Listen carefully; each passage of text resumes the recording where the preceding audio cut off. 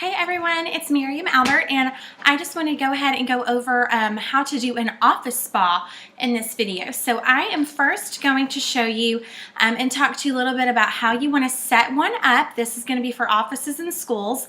I'll show you a couple of the pieces of paperwork I use and then the supplies I bring to do that, okay? So when you're working with an office or school, it is a numbers game, so always keep that in mind. But you want to always reach out. You can fax, so you can email. For schools, what I prefer to do is to look up all the schools in that county, and I just send a generic email, which you'll find on our website, to all of the principals. So usually anywhere you live, you can find the principal names for each school, and I usually will send it that way. Now you're welcome to call too.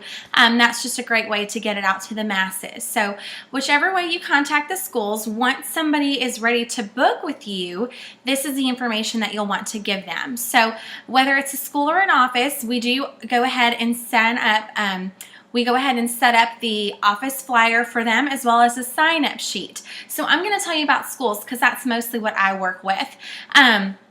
So with a school, most schools are going to have what they call like planning periods. So each teacher usually has about an hour, maybe a 30-minute to an hour break throughout the day, okay?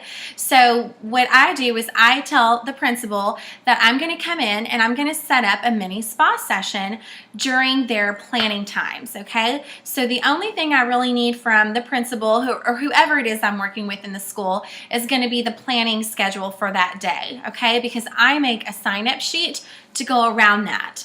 So a few other things that you're going to want to tell the person that you're working with, because most of the time they don't know what to expect, is I let them know that this is going to be an interactive experience, meaning it's not a drop and come in and go as you please. I tell them there is a beginning and an end to each session. So it's very important that the teachers sign up and they stay for their whole experience. So it will be a group setting, and we can usually accommodate up to 8 people. Now, if you're going to a bank or a smaller office, you're probably only going to have 1 or 2 people per session, whereas a school, you might have more like 8 people in a session, okay?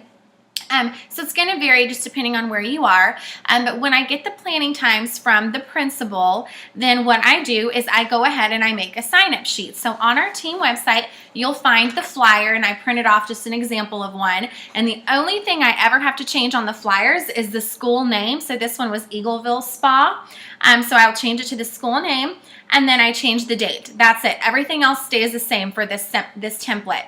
So once I change the school name and the date on here, I send this over to the principal, and this is something that he can either mail to the teachers or print it off and put it in the teacher mailboxes just to announce what they'll be receiving. And it clearly says on here, please sign up on the sign-up sheet. Come relax in appreciation for all you do. Each session will have a beginning and an end, and it's going to last about 20 to 30 minutes. And your spa escape will include, and it says, an extreme repair hand therapy, award-winning healing lip mask, and so on and so forth. So it does let them know what they'll be experiencing during their spa day. So that's the first form you'll want to send over after you have booked the session. The second, and this will take a little bit of work on your end, but it's not hard. It might take you 2 minutes, is going to be the sign-up sheet. And again, this is going to look different depending on the office. Some offices you might just have 1 session. This was made for a school, so there were actually 8 planning times, so I have 8 sessions on here, of course. So you'll see I'll put that closer up so you can see. So we had an 8 o'clock session, 8:45, 9:20, 10 o'clock, 10:45, 12, 1, and 2, okay? So I normally, depending on the school, if the planning times start at 7:55, I normally like to actually start the session at 8. That just gives the teachers a few minutes to actually get down to wherever the spa will be held, and before I actually start that session, okay? So that's how the sign-up sheet is, and I try to make sure that I give myself time in between, but although there are some times where it will be a tight squeeze for you. But normally I like to, like I said, have about 35 to 45 minutes in between sessions, and I start them about the same time as the planning periods start. So that's how you will do a sign-up sheet. Very, very easy, and you'll send that over to the school, and they really appreciate you doing this work for them, so they don't have to do anything but send it out to the teachers. So I send over those things after the school is booked. Another important thing I like to address with the principal or whoever I'm working with is it's very important, you know, for everyone to get the best experience that day, for us to have little to no interruptions. So in addition to needing the planning times, I also let them know that we really, really prefer a room that's going to have little to no interruptions, such as a conference room or an empty classroom. We just want to make sure that there is seating for up to 8 staff members at a time, okay? The reason I like to share that is because sometimes they'll like to put you in the teacher's lounge, and a lot of times that can be very distracting because you have people coming in and out to heat their food or to eat their food. So I do try to explain why we ask for a quiet room, just so that everybody gets that full experience of the relaxation. And the last thing I like to tell them is that